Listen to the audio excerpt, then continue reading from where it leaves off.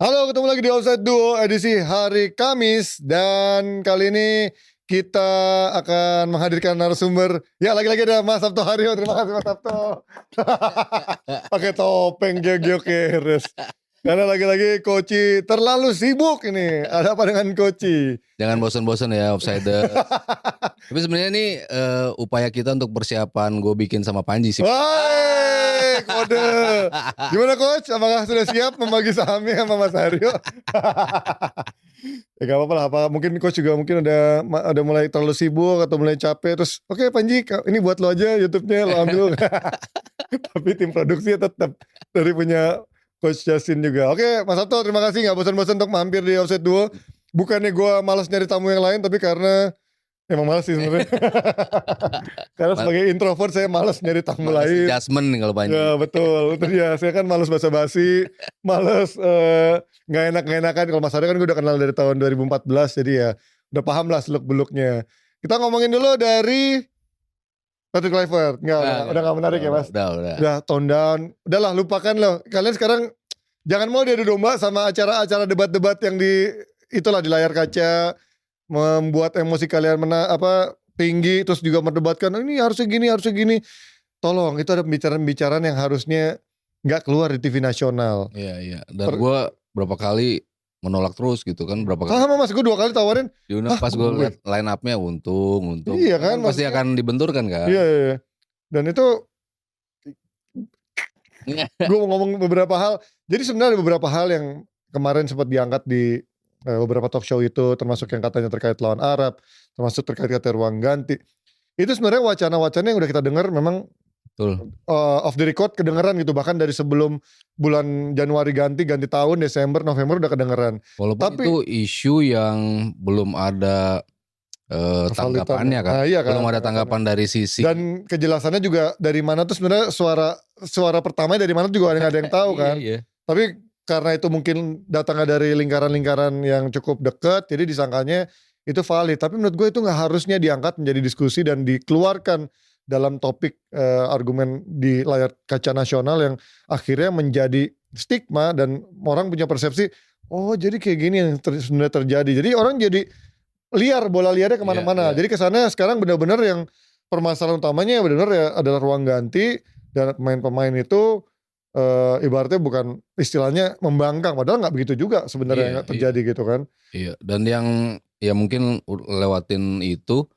Kemarin kan dia ketemu juga dengan perwakilan klub ya, itu juga ya lumayan positif. Artinya ini pelatih yang kemarin kita puji dari sisi gimana dia membawa diri ya, selalu gimana caranya bersikap positif, optimistis, lalu gimana dia menghindari pertanyaan, gimana dia menjawab pertanyaan dengan sebuah tone yang positif selalu kan, dia kan terlihat seperti itu gitu. Dan kemarin juga dia bilang bahwa gue butuh kalian semua, gue butuh klub-klub ini. Artinya gue butuh pemain-pemain dari klub dan kita harus jadi 3 elemen yang jadi satu. Klub, pemain, pelatih, dan juga federasi gitu. Jadi ya moga-moga lah ya apa yang diharapkan akhirnya terbukti di atas lapangan. Tapi yang pengen gue sedikit diskusi adalah, kan lo dari orang masih status orangnya media juga Mas ya. Selain kemarin soal menit-menit udah lama kita bicarakan, termasuk sama Firzi juga kemarin udah dibahas juga. Tapi yang menarik adalah terkait target Mas. Kemarin dia bilang, Patrick Kluivert gak pernah bilang, saya gak dikasih target untuk harus lolos Piala Dunia. Kita mau lolos Piala Dunia, kita akan melakukan yang terbaik untuk Piala Dunia, tapi gak pernah dikasih target lolos Piala Dunia, kalau gak lo pecat. Itu gimana lo lihat lo tanggapannya? Berarti emang sebenarnya target Piala Dunia itu sebenarnya ada apa gak sih? Iya, dan kayaknya akhirnya berapa kali narasinya seperti, apakah ini Patrick Kluivert datang di tengah-tengah situasi yang badai, jadi kesannya nggak ada target kok gitu loh, biar terutama ketika 2 pertandingan berjalan tidak sesuai skenario. Itu kan pasti akan langsung buat apa gitu kan pergantian ini. Lalu kalau kita bicara kehadiran STY memperkecil peluang kita untuk lolos, ya kenapa diganti kalau memang targetnya bukan lolos gitu kan. Ya gue ngelihatnya dari jangka pendeknya seperti itu gitu. Yang target yang paling dekatnya adalah Piala Dunia. Kita sudah di round 3. Apakah akan ke round 4? Apakah langsung lolos langsung ke Piala Dunia? Kehadiran Patrick Kluivert katanya harapannya adalah lebih memperbesar peluang untuk lolos dengan gaya permainan yang nggak lebih pragmatis dibandingkan gaya permainannya Sintayong. Dan kalau ujung-ujungnya adalah targetnya bukan Piala Dunia, kok jadi nggak sinkron? Kalau gue sih melihatnya seperti itu ya. Dan ada kontradiksi ya sebenarnya. Iya, kontradiksi, dan juga akhirnya dalam wawancaranya Pak Erick Thohir bilang mimpi, ya kan? Kalau kamu mimpi nggak kita lolos Piala Dunia? Iya betul, mimpi gitu. Kok jadi mimpi bukan target gitu ya? Kalau target kan jelas nih ke depan harus 2, 3, 4 pertandingan ke depan gitu ya. Kalau KPI kan target gitu kan. Tapi kalau mimpi jadi nggak ada ujungnya kan kalau kita bicara mimpi gitu. Ya memang kita ingin lolos gitu. Tapi apakah Patrick Kluivert adalah orang yang akan meloloskan itu? Ya kita harus tunggu itu di bulan Maret dan bulan Juni. Tapi ya balik lagi kalau kita ngomong ini kan pasti back and forth. Bahkan gue dibilang Bung Aryo mah ininya STY gitu. Aduh. Emang komentar sekarang tuh jadi serba salah. Karena lo pasti akan dipilih di sektor sini atau sektor sini gitu kan. Padahal kan sebagai jurnalis kan kita pasti kan mau mencoba cover both sides kan. Betul. Yang tadi gue bilang ruang ganti, dinamikanya muncul kayak gini-gini. Tapi kita belum pernah dengar dari versi STY ataupun JJ lah maksudnya yang ada di situ selalu. Apakah bisa memunculkan itu ataukah atau even Nova gitu ya. Iya, Nova atau Pak Marji yang kayak gitu-gitu. Nova bilang memang pemain-pemain berkumpul sebelum laga itu. Ada versinya juga mengatakan bahwa emang tim coach yang meminta untuk berkumpul. Jadi kan lah itu kita melihatnya sides yang mana nih kan, jadinya kan liar gitu. Padahal ya balik lagi ke awal, ya ini sudah pergantian, ya sudahlah kita dukung gitu. Tapi ya akhirnya keluar nggak ada target, nggak ada itu kan, jadi orang berbicara lagi kan, yang tadinya udahlah kita terima gini karena kita mau lolos ke Piala Dunia, patokannya gitu kan. Makanya orang melihat wah kalau nanti gagal ya berarti PSSI blunder gitu kan, kita langsung ingin mengarah ke sana kan. Orang-orang melihatnya seperti itu gitu. Cuman kan kalau memang proyeksi enggak, Kluivert adalah proyeksi jangka panjang dan kita targetnya lolos 2030 ya udah katakan seperti itu. Jadi ya kita nggak high hopes untuk 4 pertandingan ke depan ini gitu. Itu kan, jadi akhirnya kita harus men-set ekspektasi dari awal nih. Tapi sebelum kita men-set ekspektasi, apa sih sebenarnya ekspektasi atau target dari federasi maupun pelatih yang sekarang kan? Karena menurut gue jadi ada kontradiksinya. Kalau mungkin pernyataannya adalah ya kita targetnya ditargetkan lolos Piala Dunia, tapi mungkin nggak hanya dalam 2 pertandingan. Misalkan lu ternyata gagal lolos dalam sebagai runner up, tapi lo harus lewati jalur round 4 dan lo harus lewat playoff misalkan, itu masih mungkin asal kita lolos Piala Dunia bagaimanapun caranya. Tapi ini kan justru kayak kelihatan kayak abu-abu gitu loh. Jadi targetnya apa nih? Apakah ternyata kalau misalkan gak lolos Piala Dunia udah aman-aman aja buat jangka panjang atau gimana? Dan yang satu lagi Mas, yang sebelum kita pindah ke bahasan sepak bola Eropa, kemarin terkait talk show itu gue gak mau bahas dari komposisi maupun juga diksi soal lokal, diaspora, naturalisasi dan lain-lain. Tapi gue lebih kepada cara bermainnya. Apakah mungkin dalam waktu dekat tidak ada friendly match, tidak ada pertandingan resmi sebelumnya, mereka langsung bermain dengan atraktif, langsung bermain menyerang, dan kita tahu lawannya Australia nggak bagus, tapi kita tahu mentalitinya, kita tahu Australia juga udah langganan Piala Dunia berapa kali. Kemudian ya kalau Bahrain mah ya lah, terus Jepang juga di sana mungkin masih di akhir, ada juga lawan Jepang. Apakah realistis kita bermain? Karena gue ingat ini ada pertanyaan yang dilontarkan oleh Pange juga kan.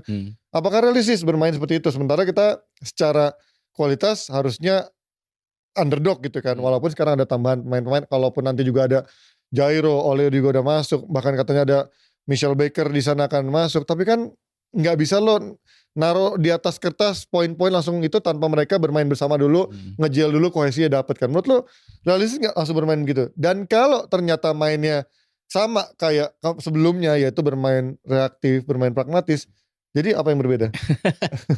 Harapannya apa berarti? Komunikasi di ruang ganti yang berbeda. Nah, berarti itu ya lebih bagus. Yang penting harmonisnya dulu ya berarti yang dicari. Harmonisnya yang dicari. Permainannya soal nanti. Memang susah ya, terutama ketika nggak bisa kumpul. Lalu tidak semua pemain bisa terpantau kalau kita bicara minutes play. Karena kan tidak semuanya bermain. Betul. Lu mau memantau dari mana kalau pemain lo nggak main? Itu agak susah, memberikan kesulitan tersendiri. Based on beberapa pertandingan yang dimainkan dari round 2, dari round 3, mungkin itu bisa menjadi assessment yang paling logis bagi Patrick Kluivert untuk menilai para pemain yang tidak bisa dia saksikan langsung pertandingannya.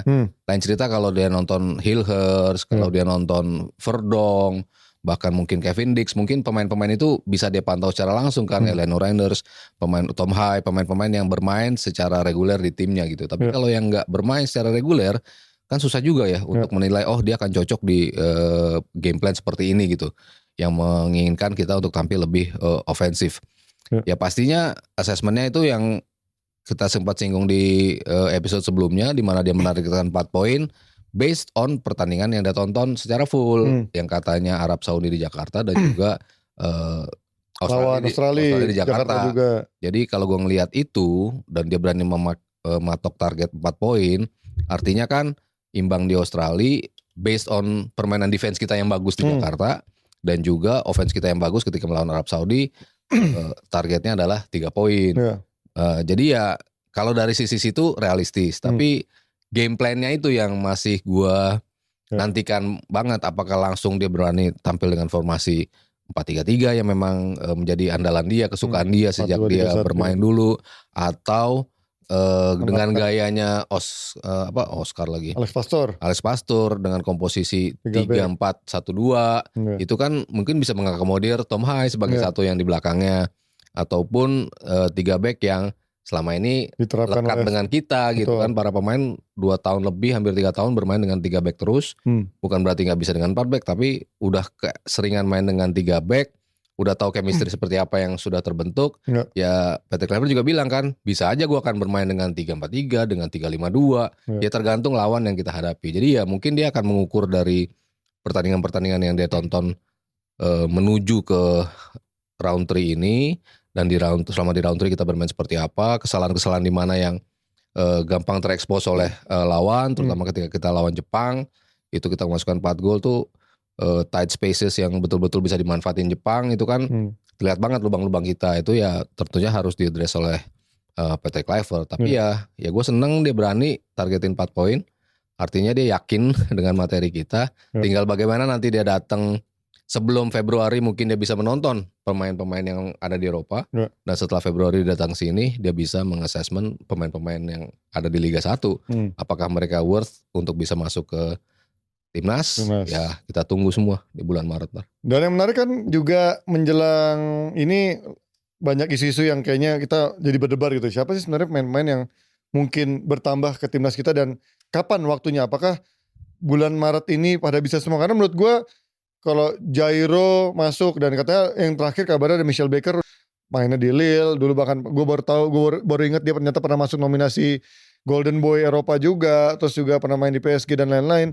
Tapi main belakang lagi. Hah? Main belakang. Iya, tapi bisa agak nyerang dikit lah, LMF, CMF masih bisa gitu. Tapi ya sebenarnya posisinya badannya geda gitu sih, kayak bukan posisi pemain tengah depan yang lincah kan, tapi ya mungkin gayanya Eropa banget. Nah, pertanyaan gue kalau misalkan nyata mereka Jairo terutama sama si Michel Baker baru bisa masuknya di edisi Juni, dan nyata hasilnya tidak berjalan sebanding sama kemauan kita di bulan Maret ini, yaitu nggak bisa meraih poin atau misalkan hanya meraih 1 poin, terlambat nggak akhirnya mendatangkan mereka? Tapi ya chance kita untuk masuk ke Piala Dunia nyata udah hilang gitu, atau mungkin ya masih hitung-hitungannya gimana? Kalau kita cuma dapat 1 poin masih bisa nggak lewat peringkat 3-4? Kecuali kita menang lawan Jepang. Kan kita butuh 6 poin at least. Kita butuh 6 poin at least untuk ke 3-4. 6 poin kalau 3-4. Bukannya 6 poin itu udah memastikan kita runner up ya? Enggak, belum dong. Ya tergantung lawan-lawan. Ya untung kalau misalnya 6 poin itu didapat dari Australia, ya memperbesar peluang kita. Karena kan head to headnya. Tapi setahu gue kalau misalnya kita seri lawan Australia, menang lawan Cina sama Bahrain, itu kita otomatis dapat dapat 7 tambahan, itu kan otomatis lolos deh kayaknya. Iya masih dilihat lawan-lawannya ya. Tapi 13 itu bisa dibilang cukup memberikan peluang yang cukup besar ya untuk bisa masuk ke peringkat 2 langsung gitu. Ya, tapi kan enaknya dan peliknya juga sekaligus adalah semua tim punya peluang yang sama itu karena sama-sama 6 poin kan artinya wah ini semua punya peluang yang sama, bahkan China dengan berbenah dengan dua kemenangan dalam 2 pertandingan terakhir kan artinya mereka memang menjadi tim yang tadinya tidak dipandang, taunya punya peluang juga gitu kan. Tim-tim yang seperti kita yang tadinya nggak dipandang, sekarang kita ada di peringkat 3. Permutasinya tuh masih mungkin terjadi gitu karena hasil-hasil yang didapat oleh tim-tim lain gitu. Tapi ya paling safe-nya sih 6 poin lah setidaknya untuk memastikan ya kita di 3-4. Jadi target kita sebenarnya apa nih Mas? Menurut lo?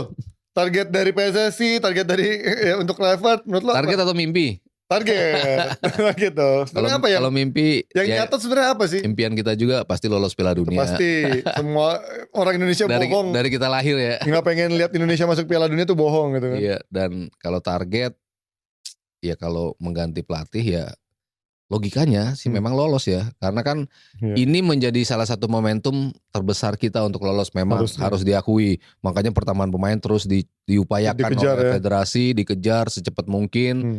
Tidak pernah kita melihat mainin master gitu. Tidak pernah kita melihat peralihan kewarganegaraan yang begitu cepat prosesnya, tapi betul-betul diescalate oleh PSSI dengan pemerintah, semuanya tuh menjadi satu untuk bisa melihat peluang ini sebagai peluang one of the biggest peluang untuk bisa lolos. Karena ya kita udah dari round 3, kita mendapatkan poin yang lebih banyak dibandingkan apa yang pernah dicatat oleh Vietnam, apapun yang pernah dicatat oleh Thailand. Lalu dibarengi dengan hasil-hasil tim lain yang ternyata di luar ekspektasi mereka masih bisa kita imbangi gitu kan. Tadinya kita pikir kan Australia pasti di atas, Jepang pasti di atas, Arab Saudi nih. Tapi ternyata kok berubah nih, ternyata kita yang ada di peringkat ketiga. Ya Australia masih kesulitan juga, hanya terpaut 1 poin, sehingga emang kita jadi punya peluang untuk lolos. Ditambah pertambahan kuota untuk Asia, itu kan momentumnya ada sekarang gitu. Jadi kalau emang ingin di-push, ya logikanya menurut gue sekarang gitu. Karena komposisi yang lagi ketat, kita masih punya 2 home game, jadi beberapa elemen tuh memang mengarah kepada kita supaya bisa lolos gitu. Jadi ya kalau lo tanya gue target, ya lolos ke Piala Dunia sekarang adalah salah satu target yang menurut gue nggak mengada-ngada gitu. Realistis juga, ya setengah mimpi juga antara kita ini realistis apa enggak sih kita bisa lolos, tapi dengan peringkat seperti ini kok menjadi realistis dan tidak mengada-ngada gitu. Ya itu adalah sebenarnya targetnya sebenarnya apa nih? Gue masih menunggu juga apakah ntar akan ada di preskon berikutnya dengan PSSI, akan ada media yang menanyakan. Arya bilang 2030 kan? Ya itu makanya gue bingung ketika Kluivert datang kok 2030, tapi waktu pergantian pelatih sebenarnya kita mau nge-push ke Piala Dunia, berarti kan targetnya Piala Dunia kan. Itu menurut gue agak kontradiktif juga. Tapi ya kita yang pasti sebagai penonton pecinta timnas berharap yang terbaik, yaitu ya yang depan mata ya kita kejar dulu kan mau gimana caranya. Karena mau lawan Australia mau main jelek kayak apapun, yang penting hasilnya menang. Atau jangan-jangan tiba-tiba Kluivert mungkin secara taktikal nggak wah-wah amat, tapi dia bisa membakar semangat pemainnya, bisa mengeluarkan semangat pemain terbaiknya, dan pemain-pemain merasa nyaman dan bisa tampil bagus. Itu juga apapun yang jadi, gue nggak butuh taktik main cantik kayak Hansi Flick, atau taktiknya main cantik kayak Arsenal tapi ujung-ujungnya nggak dapat trofi apa-apa gitu ya. Tapi yang lebih kepada hasil aja, karena ini adalah mimpi semua bangsa Indonesia, dan sekarang mimpi ini kan udah di tengah badai kontroversi, membuat orang pecah belah, terpolarisasi sana sini. Harusnya kita sekarang bersatu untuk membela timnas meraih target yang depan mata, yaitu Piala Dunia. Nah tapi kalau sampai nyatanya nggak tembus targetnya atau ternyata nggak sesuai ekspektasi, kita akan lihat nanti bulan Juni reaksinya seperti apa. Kita pindah dari bahasan timnas Indonesia ke bahasan Serie A dulu ya kali, karena Premier League nanti ada Mas Aryo mungkin sebagai jubir Liverpool juga enggak, jurnalis harus fair karena dia fair sejauh ini. Tapi kita ngomongin Serie A dulu. Serie A juga menarik karena kemarin, atau ini kita tayang di hari Kamis, kita jadi syutingnya di hari Rabu malam, jadi nggak sempat ngecover pertandingan Inter maupun juga Premier League yang ada derby London Utara. Tapi yang kita pengen bahas adalah Juve kemarin ditahan imbang lagi sama Atalanta. Kemudian Milan menang lawan Como. Nah ini kalau ngelihat dinamika dari tim-tim Serie A ini kok begitu nggak konsistennya, sangat kentara gitu Mas. Nah Fiorentina juga kayaknya udah mulai. Juve konsisten lah imbang. Konsisten imbang. Konsisten 13 imbang. Parah sih, gue bingung nih dia. 13 imbang, kebobolannya 17 gol. Padahal kebobolannya juga gak itu banyak gitu ya. Paling dikit setelah Napoli. Iya tapi ngegolinnya juga gak terlalu banyak. Bedanya adalah dia golin lebih banyak daripada Napoli, tapi kebobolan lebih banyak daripada Napoli. Tapi ya memang momentum-momentumnya itu menurut gue selalu gak tepat kebobolannya kapan. Nah lu ngeliat dinamika ini, apakah memang Juventus harus merelakan ya tahun ini memang waktunya dia membangun fondasi dulu. Terlalu muluk-muluk kalau dia emang bersaing buat juara gitu. Iya, ini pertanyaan juga dari media Italia dan juga fans-fans Juve pastinya gitu kan. Harapan ketika Thiago Motta datang kan harusnya mereka melihat tim ini jauh lebih atraktif ya. Iya, tapi enggak Maksudnya juga sih. upgrade pemain dengan pelatih yang membawa Bolonya ke peringkat 4 kan secara otomatis kan harusnya tim ini akan lebih excel lebih jauh dan lebih cepat gitu kan. Tapi kenyataan di lapangan kok nggak terjadi gitu. Orang-orang bahkan fans dari Juve sendiri mengatakan bahwa ini Juve yang lebih boring dibandingkan Juve-nya Allegri. Bahkan mereka ngomong seperti itu gitu kan. Kita tahu gimana boringnya permainan Allegri, tapi hasilnya kan ada. Hasilnya ini main pragmatis menang, selalu di title contender gitulah Juventus. Ada yang dulu. Iya. Bukan yang tahun-tahun lalu ya. Iya. Yang udah orang pada muak ya. Iya, terakhir-terakhir kan orang lihat Allegri ya udah membosankan. Ya walaupun masih dapat hasil gitu. Sementara ini membosankan iya, hasilnya nggak ada gitu kan. Hasilnya seri gitu. Maksudnya yang dibutuhkan lo menang. Kalau lo masih di era seri 1 poin menang 2 poin mungkin pengaruh besar gitu. Banget itu anjir. Iya itu kan pengaruhnya ada gitu. Makanya tim tampil defensif kan pada saat itu. Tapi ini kan tim ini bukan bermaksud untuk tampil defensif untuk dapat imbang. Tapi apesnya harus kebobolan untuk akhirnya kehilangan angka gitu. Ya pertanyaan-pertanyaan seputar kok Thiago Motta nggak bisa. Padahal dia mantan pemain juga. Timnas juga. Harusnya para pemain tuh ya bisa melihat dia sebagai leader yang baik dan juga seorang konseptor skema yang bagus juga ketika melawan Bolonya gitu. Tapi kok nggak bisa teraplikasi di Juventus gitu. Beberapa faktor yang disasar, beberapa ada yang menyikat pemain-pemain baru yang baru datang dibilang nggak ngasih kontribusi secara optimal. Nico Gonzalez, Bob Miners juga masih biasa aja menurut gue. Bob Miners baru cetak 1 gol ya, dia ada 3 assist tapi tidak seperti yang dia main di Atalanta gitu. Lalu Douglas Luiz kayak gak ngasih seperti apa-apa gitu. Masih 0 gol gitu. Lalu ya kalau lu dipinjemin gitu. Tapi datang juga impactnya gak besar juga. Tapi dari sisi gol sebetulnya ini tim yang paling banyak menghasilkan pemain ke score sheet juga Ji. Ada 13 pemain. Distribusi golnya cukup banyak.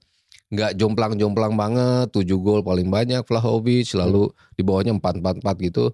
Tapi selebihnya 2-2 dan 1 gol gitu. Tapi golnya. 1 gol. Tapi ada 13 pemain, ini jumlah terbanyak gitu. Artinya kan mereka sebetulnya bisa mencetak gol gitu. Tapi yang menjadi masalah adalah ya gue melihat mungkin juga komposisi antara gak firmnya gelandang di tengah dan juga komposisi back yang kayaknya berubah-ubah mulu kan. Cambiaso kadang main di kanan, kadang-kadang bisa geser di kiri. Danilo dibuang, kaptennya sekarang baru beli dari Vitória SC. Ini back siapa dibeli gitu tiba-tiba Januari gitu kan. Iya, terus kalau lu dicoba juga di kanan, ya Bremer pas mengalami cedera agak bingung juga mereka penggantinya siapa. Jadi ya ini kan yang terjadi di City juga ya, komposisi back yang nggak firm. Chelsea akhirnya merasakan itu juga, komposisi back yang terus berganti. Liverpool belakangan kena juga ketika Konate sembuh malah gagal sekarang. Konate sembuh bukan Konate yang lama. Lalu Joe Gomez masuk bagus, turun lagi ketika dia mengalami cedera. Kwanza bukan Kwanza yang kita lihat musim lalu. Jadi ya ini juga terjadi di Juventus gitu. Beberapa pemain yang nggak perform di posisi yang seharusnya mereka bisa memberikan kestabilan sehingga akhirnya mereka kebobolan gol di momen-momen yang ya sayangnya gitu dengan unggul 1-0 yang harusnya lo bisa selesai di 1-0 akhirnya imbang. Ya kayak gitu-gitu tuh yang menjadi beberapa faktor ya yang membuat Juventus gak bisa bersaing di level yang paling atas. Sementara kalau Milan gimana lo ngeliatnya dengan ini kan akhirnya Contessa sudah meraih kemenangan pertamanya walaupun lawannya Como ya. Tapi kan kemarin ada yang bilang main di Piala mungkin beda sama kalau main di Liga. Tapi kemarin mereka bisa menjawab itu dengan kemenangan 3 poin walaupun harus kebobolan duluan dan akhirnya sebenarnya gue melihat tadi ada pattern yang mirip dengan era Pioli. Lagi-lagi 2 pemain ini 2 bintang terbaiknya. Iya kan 2 bintang terbaiknya istilahnya bisa ngaceng lagi gitu kan. Theo Hernandez dan juga Rafael Leao. Sebenarnya ya emang kesalahan di era Fonseca adalah Fonseca justru gak bisa mengakomodir 2 pemain ini menjadi pemain terbaik mereka sebenarnya. Justru disingkirkan lagi. Iya sempat jadi blunder kan. Iya Leo dicadangin. Iya 2 pemain yang Theo mungkin dibatasi perannya biar mainnya lebih teamwork gak main yang skill dribble. Ya tapi kan ya mungkin di sisi Fonseca melihatnya pemain nyebelin juga kan yang dia ngasih instruksi dicuekin itu kan. Tengah-tengah malah ngobrol sendiri ke tengah-tengah dia. Sementara di bawah Conceição jauh lebih berpola sih Ji. Dari sisi permainan ya. Lu ngelihat pattern yang lu nggak ngelihat itu di Fonseca, di Pioli mungkin dari sisi determinasi, semangat lu lihat itu gitu kan. Cuman patternnya kan nggak tepat nggak konsisten seperti itu gitu di setiap game. Tapi Conceição menawarkan pattern yang dari laga melawan Juventus di semifinal Super Copa, lalu melawan Inter di final. Itu patternnya udah mirip nih 2 pertandingan. Ditambah lagi pertandingan kemarin lawan Como kayak gitu juga gitu. Patternnya jelas, titik serangannya dari mana, ngeluarin bola dari belakangnya seperti apa, ketika lo mempertahankan bola-bola corner seperti apa, komposisi pemainnya, itu ada kemiripan di 3 game ini. Artinya kan dia sudah menawarkan skema something yang tidak bisa ditawarkan oleh Fonseca dan itu. Dan beberapa fans Milan pun mengaku ada perubahan nih dari sisi sistem yang coba dikasih sama Conceição. Dan yang penting di luar sistem itu adalah semangat yang bisa dikeluarin gitu loh. Dua posisi tertinggal, 3 berarti sama Como ini kan. Lawan Juve dia tertinggal juga, akhirnya bisa menang 2-1. Lawan Inter 0-2 Ji. Inter yang belum on. Jadi 3-2 dengan di piala ya. Piala Super Italia yang kekonyolan Inzaghi dalam perubahan pemain ya. Lalu di sini ketinggalan lagi bisa membangkitkan semangat itu. Itu kan yang nggak bisa juga dihadirkan oleh Fonseca. Jadi dari sisi sistem mengarah ke sisi positif, dari sisi semangat yang dibutuhkan oleh pemain-pemain ini ternyata bisa dibakar sama Conceição. Ya kita lihat apakah ini hanya karena lawannya Como, sekarang mereka berapa Como ya? Atau karena kemarin menurut gue pertahanannya Milan juga cukup rapuh kemarin berapa kali. Como juga dapat momentum-momentum yang harusnya nggak perlu harusnya bisa diantisipasi oleh Milan. Dan menurut gue back juga menjadi salah satu yang Milan juga lemah menurut gue, karena dia berapa kali kan ganti dari eranya Gabi ya. Terus Thiago, terus juga sekarang ada siapa? Di awal-awal pakai Pavlovic juga yang baru datangin juga, sekarang pakai Tomori lagi dengan Thiago. Gue nggak melihat komposisi ini adalah komposisi yang kuat dan firm gitu. Ditambah juga back sayapnya kan dengan cedera kemarin akhirnya pakai si Emerson Royal gitu. Kirinya Theo Hernandez ya oke lah, Theo Hernandez paling jago. Tapi gue justru melihat backnya itu juga nggak cukup kuat untuk bisa mengakomodir, dan akhirnya mereka suka kebobolan yang nggak penting. Nah dari ini kita pindah ke Napoli dikit. Napoli ini yang menjadi satu-satunya yang juga konsisten selain Inter Milan, karena kemarin 2 kali nggak keganjel. Gue pikir wah setelah semuanya 2 kali seri kayaknya Napoli juga bakal seri, ternyata enggak mas. Dan Napoli berhenti di sini Ji setelah menjual Kvaratskhelia. Walaupun Kvaratskhelia sambil buka ya Kvaratskhelia, gue melihat Kvaratskhelia di bawah Conte emang nggak happy menurut gue, nggak nyaman. Dia nggak keluar kemampuannya, bola-bola juga minta keluar terus kan. Iya. Jadi gue nggak merasa Kvaratskhelia itu cukup nyaman gitu untuk bermain di era Conte. Makanya Conte dengan gampang melepas dia, karena menurut gue De Laurentiis ini adalah tipikal pemilik yang pain in the ass banget untuk jual pemain. Kayak Daniel Levy lah, ketika lo pengen jual pemain lo akan menyusahkan tim peminatnya sesusah mungkin dan lo untung sebesar-besar ya. Dan menurut gue Kvaratskhelia akhirnya deal ke PSG dengan harga cuma 70-80. Itu menurut gue murah loh. Oke, mungkin pro dan kontra. Kalau Coach Justin mungkin nggak begitu setuju itu dibilang murah. Tapi menurut gue Kvaratskhelia pemain yang kemarin juga di Piala Eropa sangar. Dia cukup menggendong si Georgia juga di musim lalu. Dia juga sama strikernya ya. Di musim lalu dia juga di Napoli cukup oke. Bahkan bagus banget musim lalu. Apalagi pas waktu musim juara juga. Jadi gue merasa justru dia nggak nyaman di eranya Conte ini. Nah pertanyaan gue kenapa? Tapi lu melihat kok dia cukup kuat ya musim ini Napoli, walaupun ditinggal Osimhen.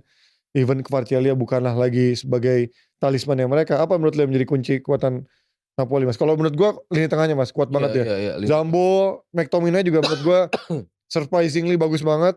Iya kalau dari wawancaranya si Conte ngomong dia banyak terbantu ya dalam tanda kutip dengan kehadiran mantan-mantan pemain dari Premier League. Justru dia berani ngakuin McTominay salah satu yang dia bilang paling outstanding di musim ini.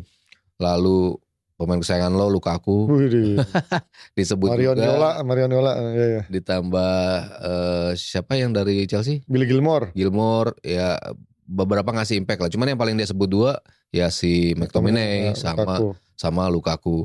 Ya kita selalu melihat Conte sebagai pelatih yang di musim pertama emang selalu bisa ngadirin impact ya.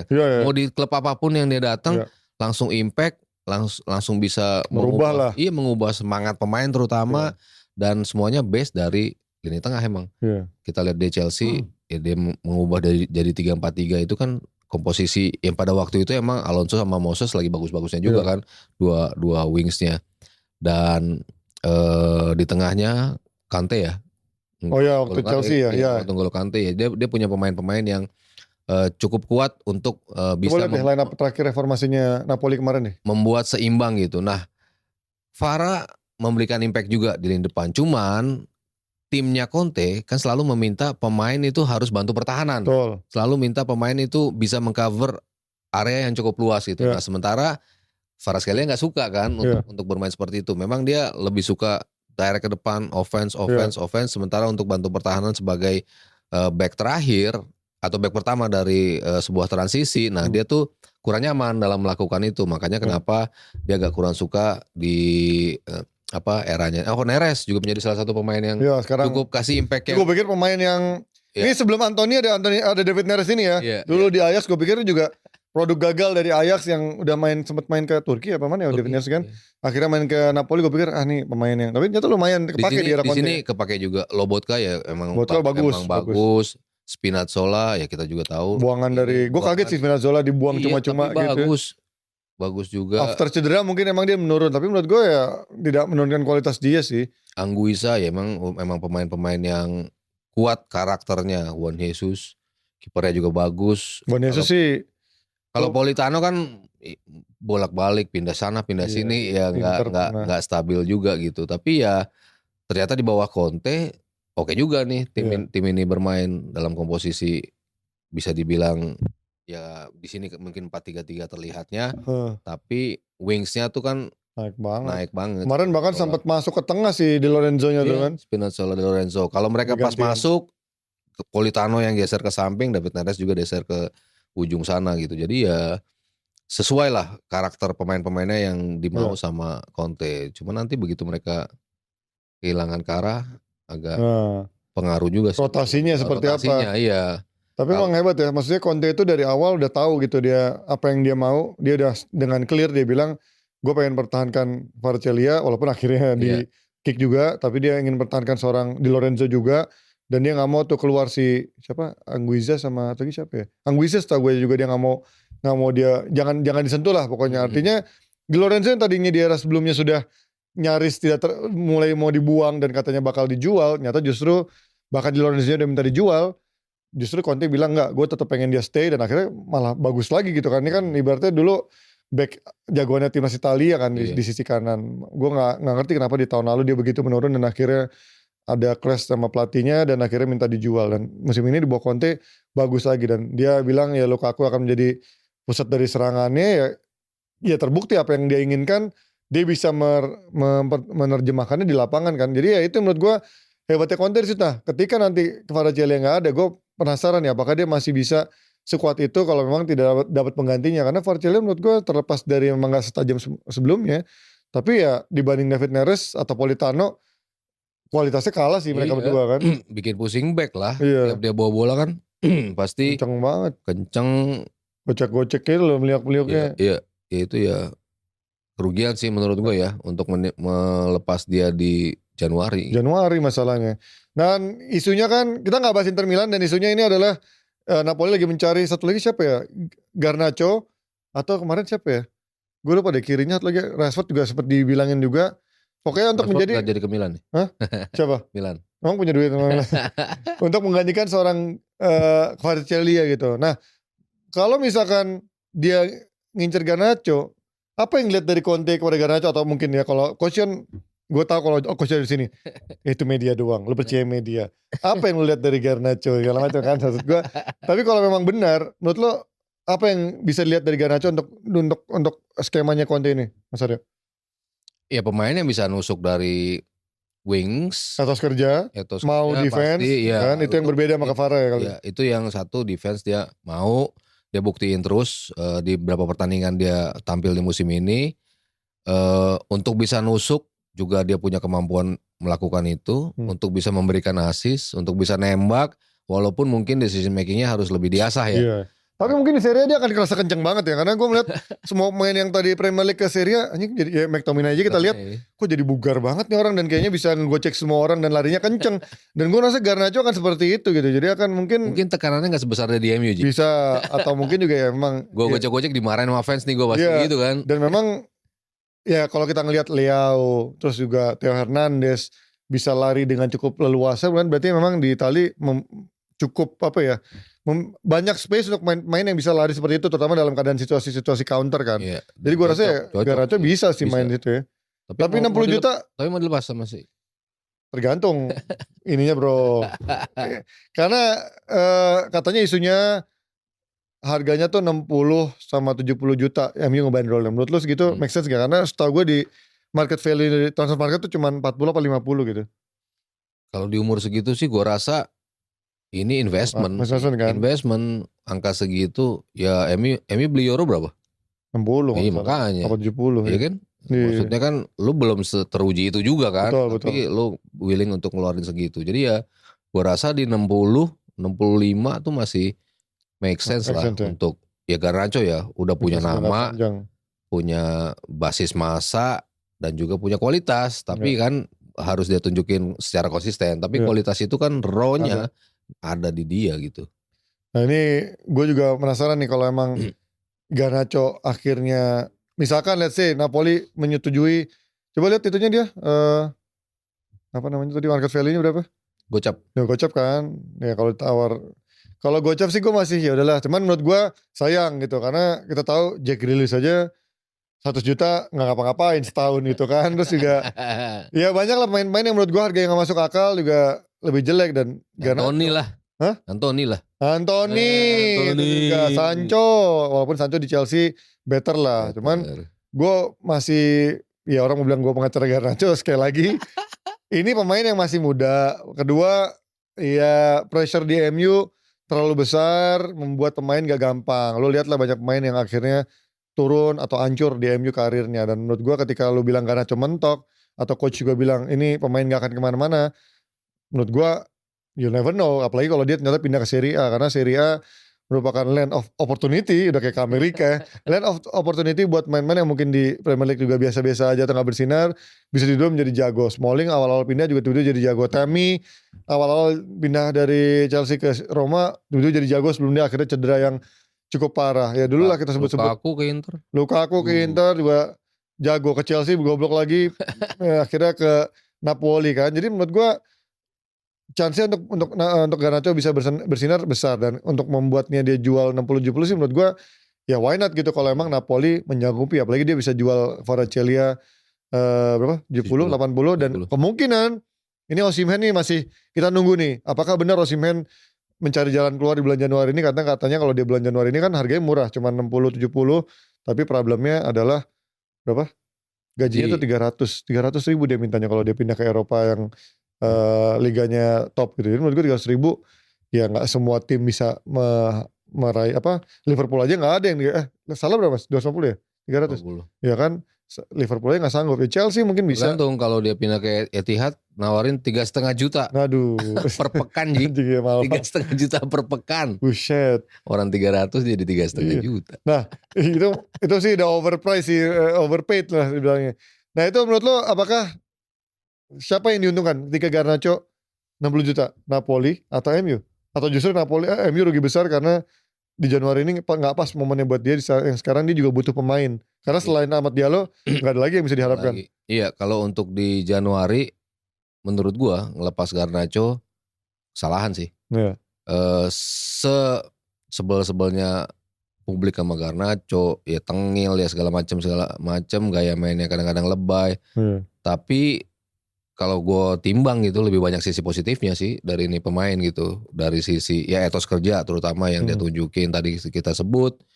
Kemauan untuk bisa bantu pertahanan. Lalu egoisnya sudah mulai agak sedikit menurun. Kemarin ngasih assist 2 kali loh. Amad Diallo, Bruno Fernandes. Buat Bruno keren banget. Itu orang gak ngeliat memang. Iya tapi ya. Orang lihat dosanya doang. Kalau di June ya mungkin MU ada kesempatan untuk bisa panjang lah waktunya untuk bisa mencari penggantinya gitu. Tapi kalau di Januari Nanti kalau dia lo cedera gimana? Iya. Kalau Bruno kena kartu merah terus gimana? Iya. Jadi lo butuh pemain yang ngisi di 2 nomor 10 kembar itu kan. Iya. Dan kita lihat lah nanti apakah emang di bulan Januari ini akan ada pergerakan yang masif untuk menggantikan Kvaratskhelia, atau mungkin juga isunya kan Rashford lagi safari kemana-mana. Tapi gue gak yakin Rashford ada yang sanggup bayar, kecuali Rashford mau potong gaji ketika pindah dari. Karena gue pikir chance terbesar Rashford adalah pindah ke PSG. Cuman ketika PSG udah datengin Kvara, ya udah gitu, nggak mungkin lo ke Dortmund dengan. Tapi si Kolomuani yang mau cabut kan? Ya itu juga bisa ya. Ke Juve. Tapi itu mungkin gak sih? Gue nggak merasa kalau Muani bisa ke Juve di bulan Januari ini. Karena kan lihat Thuram di Inter, bisa nih gue begini nih. Iya sih, ya. Ya mungkin sih kalau nyata memang kalau Muani cabut ya mungkin Rashford bisa juga ke PSG. Tapi selain PSG gue nggak merasa Dortmund opsi yang masuk akal. Milan nggak masuk akal. Transfer ya, kalau loan to buy itu pun juga buy-nya gue nggak tahu bisa apa nggak di akhir musim. Kemudian gajinya gue nggak yakin Dortmund, Milan, Juve. Siapa lagi? Yang bisa mampu bayarin. Mau bayarin atau mungkin Napoli mau bayarin gajinya 350.000 pounds per pekan gitu, yang di Euro tuh berarti berapa tuh dia? Bisa lebih mahal lagi berarti 300. Ya itulah makanya sangat mahal. Ya gue nggak melihat itu terjadi. Sementara MU justru lagi butuh skuad terbaiknya untuk bisa ya gimana caranya menyelamatkan musim ini, naik setinggi-tingginya dari papan klasemen, juara Europa League sama juara FA Cup. Itu paling penting. Double winner. Kingi MU. Kan sukanya ngeledekin Liverpool kan. Mickey Mouse ini ya. Sekarang gantian terdapat nih. Selamat datang di para mantan-mantan juara yang sudah puasa gelar cukup lama ya. Tapi gak berasa ya lama juga loh. Gak berasa lama juga. Tapi Arsenal juga sudah tidak. Lebih lama lagi. Terakhir 20 tahun. Terakhir 2004. Eranya Henry, Invincible. 20 tahun dong berarti. Champions League gak pernah. FA Cup udah 4 tahun yang lalu, seingat gue. Arteta kan 2020 terakhir. 20. Piala Liga nggak tahu gue kapan. Jadi ya, sejelek-jeleknya MU, Arsenal juga nggak lebih bagus kok secara prestasi. Kalau secara peringkat oke lah, secara main oke lah. Tapi ya kita lihat. Nah kita pindah ke pembahasan Premier League dari Serie A ke Liverpool, Mas. Ini menarik. 2 kali nggak bisa dapat poin. Nggak bisa menang, nggak bisa ngalahin Nottingham Forest. Fix Nottingham Forest sebagai lawan yang paling menakutkan untuk Liverpool musim ini. Menang sekali di kandang Anfield, nahan imbang di kandangnya Nottingham Forest. Menurut lo apa yang gak jalan? Karena gue melihat kemarin lini tengahnya gak jalan dari Liverpool, backnya disorganisasi dan stuck di depan juga. Lo meremehkan Forest lo. Lihat dong klasmen coba. Iya. Tua Ji. Tapi lo lihat ini pemain-pemain sesungguhnya. Pemain big match sesungguhnya ini. Lo ada yang nyangka gak sih ada Murillo, terus siapa Neko Williams, Milenkovic ini juga buangan dari Milenkovic dari Fiorentina bukan sih, gue lupa Fiorentina. Terus juga Ola Aina ini udah kemana-mana. Melalang Buana. Elanga yang di era Rangnick, gue rasa Elanga ini sebenarnya masih punya chance dulu untuk main.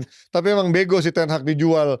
Lo milih Anthony daripada Elanga kemana-mana, gue daripada Anthony kalau suruh milih ya, karena dia punya speed yang lebih kencang dibandingkan Anthony. Kalau Anthony mungkin skillnya ada, tapi untuk main pace dan speed di Premier League, gue gak merasa Anthony punya kecepatan. Elanga cukup bagus. Tapi gue merasa kemarin 3 pemain ini tuh kayak, apa iya 3 pemain yang sama-sama punya ego tinggi.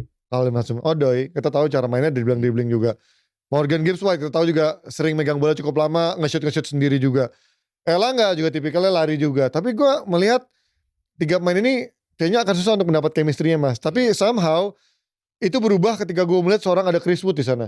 Pas ada Chris Wood datang, anjing kok jadi jago ini ya. Ada end product-nya. Waktu Chris Wood belum ada musim lalu, nggak kayak gini mainnya, Mas. Iya, semua akhirnya ujung-ujungnya lokasi aja ke Wood dah. Dia pasti meng-create chance. Iya. Dia bisa. Either itu dia buka ruang, dijaga 2 orang, bola atas dia selalu menangin duel dan bolanya mental ke antara Elanga, Odoi atau si Gibbs White. Modelan Benzema atau Lewandowski geser nendang juga dapet. Ya gue nih Chris Wood anjir. Gokil sih. Emang ini tim ya solid as a unit. Iya. Pertahanan lo harus puji Murillo dan Milenkovic. Ini 2 pemain. Salesnya Mas kemarin sih jago banget anjir. Sales juga kemarin. Buset di syuting-syutingin anjir dapat mulu. Ujung-ujung jari doang lagi. Ini kiper ini underrated ini mah. Iya, maksudnya ketika umpan dan sales posisinya nggak tepat. Iya masih ada back-backnya kemarin. Murillo sama Milenkovic bisa ngebuang, kalau nggak ngedelay. Iya. Untuk Liverpool ngebangun serangan lagi. Itu kan salah satu kunci kenapa Liverpool banyak meng-create chance dan banyak shots ya karena balik lagi bisa dibalikin lagi secara kontinu oleh Murillo dan juga Milenkovic. Iya. Says kemarin lagi Bagus having his day lah, semua macam tembakan bisa dia tepis, gila itu orang. Ketika sudah kehilangan posisi yang tadi gue bilang, kalau bola atas Murillo sama ini, kalau bola bawah Aina juga lagi gila juga. Iya kemarin. Nutupin coverage dari gawang di posisi. Coba lihat cadangannya deh. Kemarin siapa sih gantiin si Yates tuh? Si ini ya. Dominguez. Siapa tuh? Siapa sih gantiin Yates? Oh si Dominguez ya. Iya. Oh ini kan back kan lebih bertahan. Bisa DM juga sih. Tapi memang kemarin gue melihat ada pattern yang sama ketika mereka diserang balik Liverpool. Disiplin dalam dua gelandangnya mas. Either kadang-kadang mungkin si Aina masuk ke tengah. Tapi lebih sering mereka dua gelandang itu selalu ada di depan backnya. Jadi ketika Liverpool transisi, udah siap mereka selalu dengan dua pemain di pelapisnya back-back 4 itu ya. Dan butuh extra effort untuk ngebongkar itu kan. Betul. Butuh gerakan-gerakan dari Salah. Iya, butuh kreativitas, imajinasi dan kreativitas yang lebih tinggi memang. Ngebuka ruang supaya ditembak dari tengah, entah dari McAllister, entah dari Sobo kemarin. Jadi Liverpool dipaksa untuk diperas lah segala macam upayanya gimana cara untuk menjebol lagi gawang dari mereka gitu. Untuk menyerang, untuk menciptakan peluang, ya Liverpool nggak pernah mengalami masalah ya. Kita bicara jumlah gol yang mereka ciptain, kita bicara jumlah peluang yang mereka cetak, itu emang semuanya kalau bukan sales kemarin mungkin beda gitu. Tapi yang gue agak sorotin terus-terusan nih dalam beberapa pertandingan terakhir Liverpool adalah lini belakang Ji. Lini belakang plus Alisson Becker. Alisson Becker sejak datang atau balik dari melenakan Kelleher ya, lebih nyaman kemarin ya. Lebih bagusan Kelleher. Lebih aman. Kelleher ketika Alisson di periode Alisson gak main, lu ngeliat Kelleher yang gila kan. Iya. Mungkin orang akhirnya ngeliat dia buat blunder pas lawan Newcastle kalau gak salah. Iya. Itu akhirnya yang menjadi sorotan. Tapi sepanjang permainan gak ada Alisson, itu nyaman. Dia tampil jauh lebih nyaman, lebih tenang. Badannya emang kayaknya ya gak bongsor, tapi sebenarnya tinggi, cuman gak bongsor memang. Iya, kayak lo ragu gitu dengan penampilan dia. Tapi dia gila, positioningnya bagus banget. Nah Alisson, dari 15 shots yang dia terima, 9 jadi gol. Dari 15 shots terakhir yang dia terima, 9 jadi gol. Itu kan bukan standar yang harus dimiliki seorang kiper Liverpool sekarang gitu. Alisson, makanya orang mulai bertanya, apakah slot harus balik ke Kelleher? Karena emang di beberapa pertandingan terakhir, Alisson terlalu mudah untuk dijebol gitu. Di saat komposisi back yang. Tapi Konate juga sih, sama TAA juga lagi jelek ya. Dua pemain yang balik, menurut gue belum balik ke performance terbaiknya. Satu Alisson, satunya juga Konate. Konate berapa kali? Kemarin juga bola yang datang dari umpannya Odoi apa Gibbs ya? Yang ke Gibbs ya. Itu kan juga bola yang dibuang sama si Konate yang gak tepat kan. Dibuang akhirnya ke Samber balik dan akhirnya jadi peluang buat ini dan menjadi gol gitu. Komposisi dari Konate ya sekarang udah mulai orang nggak yakin lagi dengan komposisi. Padahal kan orang bilang ntar Konate balik aman nih Liverpool. Ternyata enggak. Kok lebih aman ketika waktu itu si Gomez main sebelum mengalami cedera kan. Coverage areanya lebih bagus, positioning, understanding sama Van Dijk lebih bagus. Terus dua wingback yang tadinya kita udah mulai melihat Liverpool udah balik nih dari sisi offense. Dua wingback ini mengingatkan kita pada era ya di mana gol-gol lahir dari dua pemain ini. Defense-nya pun udah mulai rapi lagi nih terutama di Arnold gitu. Tapi belakangan kok hilang lagi nih. Robertson juga mulai hilang lagi nih sekarang ya. Robertson juga makin terlihat tadi kemarin ya sempat. Tsimikas masuk kemarin nyetak gol ya. Bahas juga sama Rizal, ini salah satu titik lemah juga nih Robertson di musim ini kan. Makanya Tsimikas sering masuk kan. Dan Tsimikas lu mungkin nggak suka perawakannya ya, lu nggak suka tampangnya gitu. Tapi impactnya ada. Lumayan menurut gue loh dari sisi defense, dia lebih mau ngejar dibanding Robertson. Robertson berapa kali terlibat dalam bola-bola yang dia kehilangan sehingga harus melakukan harus memberikan foul buat lawan kan. Dia sering banget terlambat seperti itu. Lalu ya Arnold, lu udah berapa kali lihat di musim ini kok udah balik lagi nih sloppy dari sisi defense-nya gitu. Jadi ya yang kontribut terhadap Liverpool gak bisa memetik kemenangan di beberapa pertandingan terakhir, menurut gue ya dari lini tengahnya. Depannya sih ya lo apes aja lah, kiper lagi bagus gitu. Karena kalau lo gak nge-create chance ya beda cerita gitu kan. Tapi ketika lo beda sama Arsenal gitu kan, lo nge-create chance tapi gak ditepis lawan gitu kan. Bola lo out, bola lo nyamping tinggi gitu-gitu. Tapi kalau Liverpool kan on target semua gitu. On target dan ketepis oleh kiper gitu. Jadi gue gak masalah dari lini depan dan tengah juga udah rapi. Yang dulu gue selalu puji Liverpool adalah lini pertahanan dan lini depan kan. Tengahnya kan selalu gue bilang, aduh ini nggak pernah firm nih tengahnya. Sekarang tengahnya udah mulai aman nih. Si Gravenberch udah enak, Sobo atau Chris Jones juga. Kurang sih kemarin Sobo anjir juga mainnya. Ya atas kerjanya bagus, sekali lagi atas kerjanya bagus. Tapi ya balik lagi. You need more from him untuk bisa ya menjadi apa ya second line yang bisa ketika depannya buntu ya lo harus ada step up gitu. Karena menurut gue lagi-lagi ya selalu alternatifnya dari main cadangannya yaitu Jota lagi. Dan main Jota sebenarnya bisa nyetak gol juga kalau misalkan si Chelsea nggak tampil lebih bagus. Oke, dari Liverpool kita lihat apakah tapi menurut lo ini akan menjadi pattern yang membahayakan buat Liverpool atau mungkin ya udah lewat nih badainya. Tetap akan sulit lawan untuk mengalahkan Liverpool. Itu gue masih stand by that ucapan ya.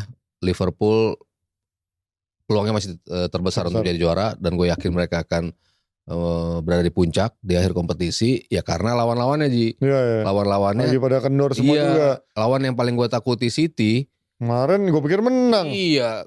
Kirain kan udah mulai bangkit nih kan, udah mulai bangkit, menang gede-gede itu udah mulai biasa lagi buat mereka. City are back, ternyata enggak juga. Kemarin draw. Masih naik turun.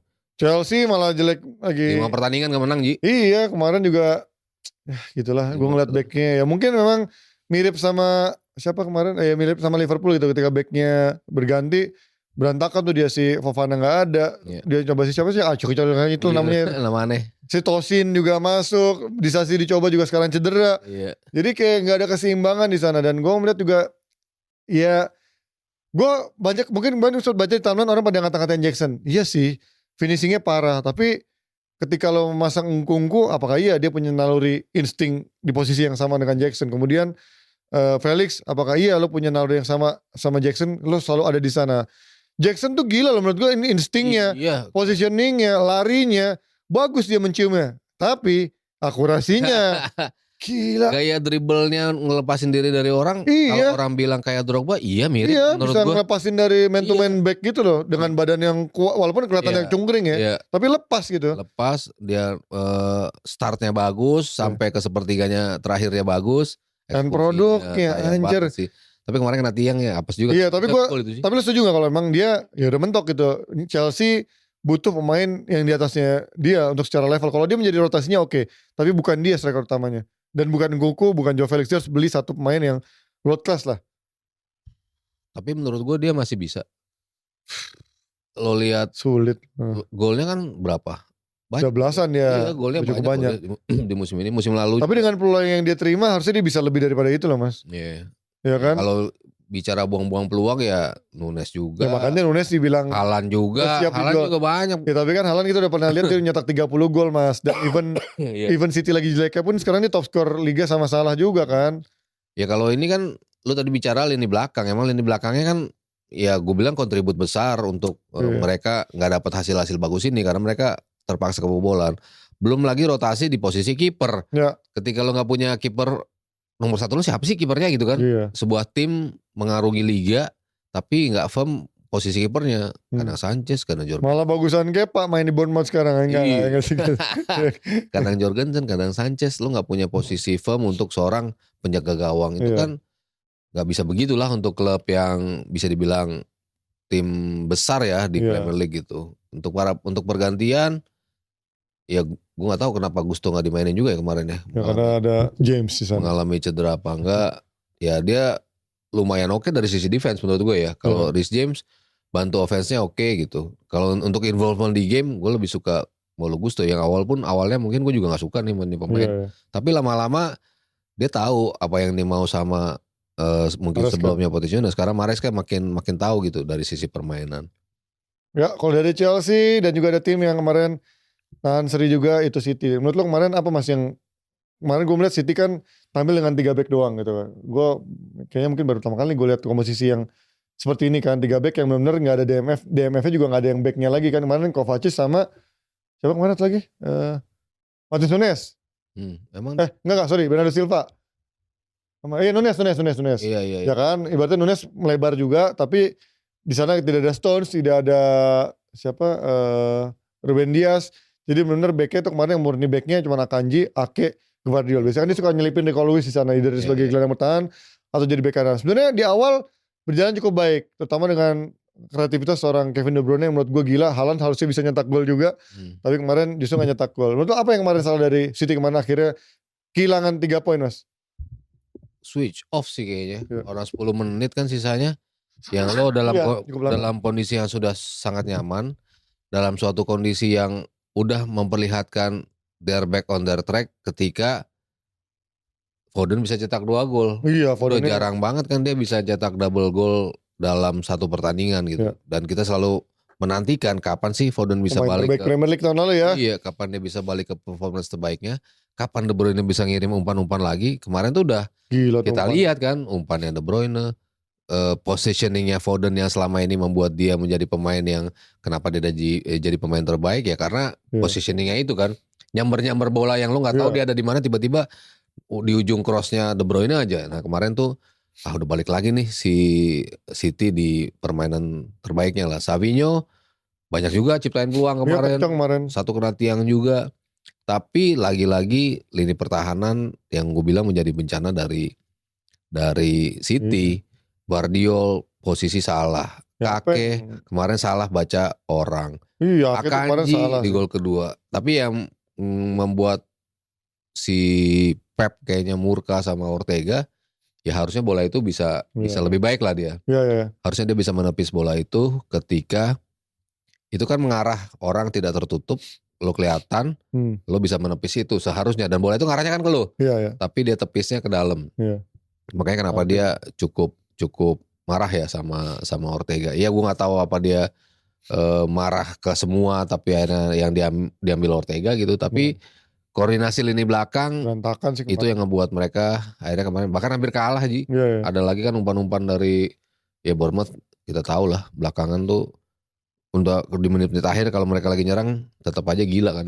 Brentford ya gila sih emang Wissam Mbeumo nih menurut gue gila sih emang. Dua pemain ini ketika lagi prime-nya atau lagi on fire emang bagus. Keduanya punya karakter masing-masing yang sama-sama bisa menyulitkan lawan gitu. Nggak cuma yang satu target man, satu nyerah, satu bisa dribble, tapi dua-dua bisa dribble, bisa jadi target man juga, bisa nge-shoot juga gitu. Jadi emang serem. Jago nih dua orang ini. Mbeumo gila lah, lo nahan dia lari susah, body balance dia bagus banget, dan jago untuk ngedraw fall gitu. Dia dapat bola, dia tahu gimana posisinya supaya terjegal oleh lawan.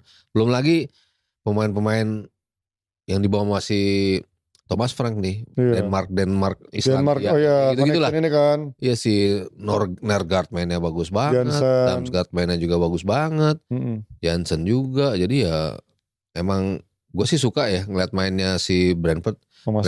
Mereka tim yang the way they play ya kayak Bournemouth lah, tipe tim yang gue suka nge-build dari bawah. Tapi kalau transisi mereka juga rapi banget, mereka tahu gimana mengeksploit, gimana maksimalin pemain-pemain yang punya kecepatan dengan tepat gitu, dan selalu menghadirkan. Padahal bukan nama besar ya, hebat ya.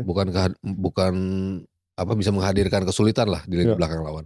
Dan ini ya kita nggak akan bahas cukup panjang lebar karena Arsenal lupakan nggak akan main nanti.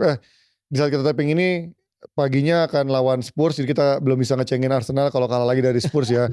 Dan MU akan main hari Jumat ya, Jumat kan baru lawan Southampton. Nah ini juga menjadi pembuktian lagi buat Amorim, apakah yang kita perdebatkan ini progresnya hanyalah ketika menghadapi tim-tim besar doang, punya space besar, makanya MU punya celah untuk bisa nge-expose. Sementara lawan tim kecil, mereka kesusahan ketika mereka bermain dengan low block atau mid block yang membuat MU gak punya space untuk membuat serangan-serangan baliknya menjadi gol. Ini akan menjadi perjudian menurut gue buat Amorim lawan Southampton dan juga lanjutkan lawan Brighton di hari Minggu besok. Nah, big match gak ada ya Mas ya di minggu ini. Paling kita mau sedikit, menurut lo Juve akan ketemu Milan dan Napoli akan ketemu Atalanta. Ini mana yang menurut lo Inter yang menang di sini semuanya Inter. Win-win solution. Kalau Inter nggak kejaga lawan Bolonya besok, nanti kemarin ini, terus juga di minggu dia akan ketemu Empoli. Tapi ya Empoli menurut gue sih harusnya di atas menang lah. Bolonya gue nggak tahu kemarin tuh menangnya gimana. Juve lawan Milan, siapa yang akan menang Mas menurut lo? Ini tricky nih menurut gue nih. Juve nggak pernah kalah, Milan lagi mulai bagus, Bocon Sesau. Kayaknya laga imbang. Apa selim? Anjing. Laga imbang paling lagi gampang nih. Sih. Kayaknya imbang sih. Kayaknya imbang sih Juve menang gitu. Tapi mosok yang memberikan kekalahan pertama Milan kayaknya nggak rela Iya, juga sih. ya benar juga ya. Juve sama Milan seru nih karena ya apakah akhirnya Juve bisa keluar dari lubang atau circle bernama seri. Sementara Milan apakah akan meraih kekalahan pertamanya di bawah Conceição di mana yang lagi angin segar. Milan pun juga sekarang juga lagi gak baik-baik aja, masih di bawah Juventus mau gak mau kan. Kalau kita lihat secara klasemen dia tetap juga harus ngejar ke peringkat 4 besar untuk mendapatkan duit pastinya untuk musim depan. Sementara kalau dari Napoli Atalanta Mas, menurut lo nih apakah teman pertama kan Atalanta menang kan lawan Napoli kan? Seri apa menang? Dibantai Iya kan menang kan Atalanta. Padahal Atalanta nih dibantai sama Inter loh. Kok dia bisa ngalahin Napoli sebelumnya? Atalanta Napoli. Nah tapi sekarang udah tuh 3-0. Ya kan sekarang udah firm nih Napolinya. Kandang Atalanta lagi. Iya, udah firm nih di kandang Napoli. Sekarang kandang Atalanta kan? Iya kemarin dihajar di kandang Napoli kan. Menurut lo sekarang udah mulai dapat ajak, udah firm di bawah Conte. Nggak segampang itu karena menurut gue juga Atalanta nggak sebagus itu juga gitu. Kemarin seri kan lawan Juve. Tapi lumayan Atalanta stabil lah. Kenapa kalau Inter nggak pernah kelihatan jago ya? Gue bingung deh. Kenapa kalau Inter nggak kelihatan jago? Gampang banget diekspos untuk counternya. Ya karena streaknya lagi jelek ya. Oh di Super itu kan Piala Super. Iya tapi nggak begitu bagus juga hasilnya di Serie A belakangan ini kan. Lawannya Lazio sama Udin. Tuh Lazio juga ya kita tahu Lazio juga emang cukup bagus ya. Iya, tapi ya udah sekelas Lazio gitu-gitu tuh. Seri lawan Udin juga kalau di kandang nyebelin. Inter kan Atalanta kalah lagi sama Inter. Sebelumnya kan dibantai juga yang di pertemuan pertama. Terus kemarin sama Udin seri Atalanta sama Juventus. Gimana lihat prediksinya Atalanta Napoli Mas? Napoli away-nya gimana sih? Berkata Napoli sih so far kan 5 pertandingan terakhir menang-menang semua. Tapi gue lupa tuh away-nya. Jangan kayak Chelsea. Kalau Chelsea away-nya bagus, kandangnya jelek. Oh 3 kali menang away loh dia. Tuh kan berarti ya so far so good lah. Terakhir dia kalah away itu kan lawan Lazio. Kalah lagi sama Atalanta ya kemarin kan di home ya. Iya. Ya udah nggak ada lagi tuh. Napoli Atalanta Mas, jagoin mana lo? Tricky match nih. Tricky sih. Ya gue berharap seri sih. Nah Atalanta. Bagus kalau gitu. Ya minimal harapan gue adalah seri. Tapi kalau menang. Lo lebih senang seri kan? Seri. Enggak juga sih. Karena kan Atalanta peringkat 3. Udah cukup jauh sekarang Atalanta. Bedanya. Coba lihat poinnya.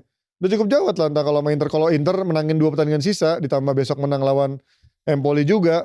Jauh sama Atalanta. Bisa beda 9 gak salah. Ya kan kalau misalkan. Kanan tuh. Nih. Atalanta. Tuh sekarang aja bedanya berapa? Sama poin lo gila.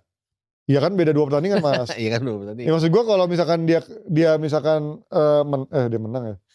Enggak. Kalau dia seri Internya menang 2 kali kan bedanya 6. Kalau dia seri 5. Kalau Inter besok menang lawan Empoli udah bedanya 8 gitu. Jadi enggak begitu ngaruh. Sementara gue berharapnya minimal seri tapi gue pengennya ya Atalanta menang biar Napoli jauh beda bahkan kalau Napoli kalah nih bedanya tadi kalau Inter menang 2 kan berarti beda 2 berarti beda 5 nih kalau Inter menang lawan Empoli kan itu ya yang cukup bagus diharapkan oleh saya dan teman-teman fans. Lo pengen Atalanta menang kan? Atalanta menang harapannya. Menang sih Keji. Menang ya? Kita lihat lah prediksi Mas Aryo biasanya lumayan talk kita lihat. Oke itu aja sudah sejam seperti anjing gue pikir hari ini akan orang tadi kita ngomong dikit aja tentang Kluivert 20 menit juga. Iya, gue pikir tuh hari ini akan menjadi rekor pertama gue Mas Aryo cuma 40 menit, 45 mentok. 1 jam 53 menit anjing. Ya, terima kasih lagi-lagi buat Offsider yang sudah mendengarkan kita 1 jam dan tidak henti-hentinya meramaikan viewers kita yang sejauh ini gila top. Di bawah Mas Aryo juga tembus 200.000 mulu, bahkan kemarin yang terakhir 150.000. Oke lah, sebagai super sub kita nggak jauh bahkan pernah lebih bagus juga dari Koci dan mungkin akan pertimbangan jadi onside trio atau mungkin berbagi saham atau mungkin kita bikin channel baru tapi dibayarin Koci, kita nggak tahu nanti seperti apa ya. Thank you Mas Aryo udah gabung. Happy weekend. Kita lihat apakah dari hasil-hasil nanti akan ada yang bisa kita bahas lagi di minggu depan dan pastinya tunggu banter-banteran di minggu depan. Thank you Offsider. Bye bye. Happy weekend semuanya.